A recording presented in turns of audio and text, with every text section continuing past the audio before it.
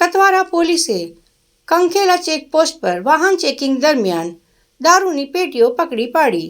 કતવારા પોલીસે ખંગેલા ચેકપોસ્ટ પર વાહન ચેકિંગ દરમિયાન શંકાસ્પદ લાગતી ગુજરાત પાર્સિંગની ટાટા કંપનીની ટ્રક ઊભી રખાવી ગાડીની તપાસ લઈ ગાડીમાં ભરેલ પશુ આહાર દાણના કટ્ટાઓની આડમાં સંતાડીને લઈ જવાતા અલગ અલગ બ્રાન્ડના વિદેશી દારૂની ₹74.10 લાખની કિંમતની પેટીઓ નંગ 505 પકડી પાડી કબજે લઈ તેના ચાલકની અટકાયત કર્યાનું સત્તાવાર રીતે જાણવા મળ્યું છે.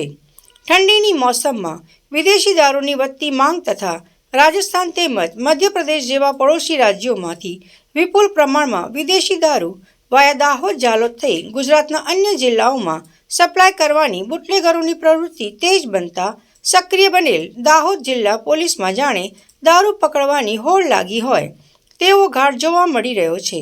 ગઈકાલે જ એલસીબી પોલીસે જિલ્લામાં 3 જુદી જુદી જગ્યાએથી ₹2 કરોડ સાથે ₹40 લાખની કિંમતની 4 જેટલી ગાડીઓ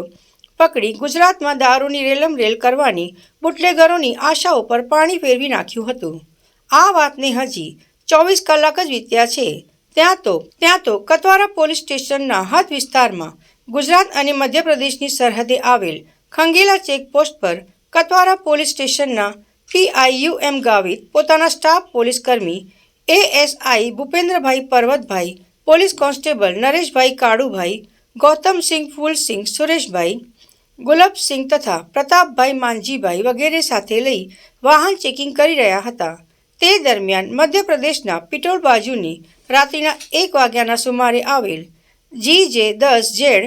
8656 નંબરની બંધ બોડીની ટાટા કંપનીની ટ્રક વાહન ચેકિંગમાં ઊભેલ પોલીસને શંકાસ્પદ લાગી હતી, જેથી પોલીસે તે ટ્રકને હાથનો ઇશારો કરી ઊભી રખાવી હતી અને ટ્રકમાં શું ભરેલ છે જે બાબતે ડ્રાઈવરને પૂછતા ડ્રાઈવરે પશુ આહાર દાણના કટ્ટા ભરેલ હોવાનું ગલ્લા તલ્લા કરતા જણાવ્યું હતું.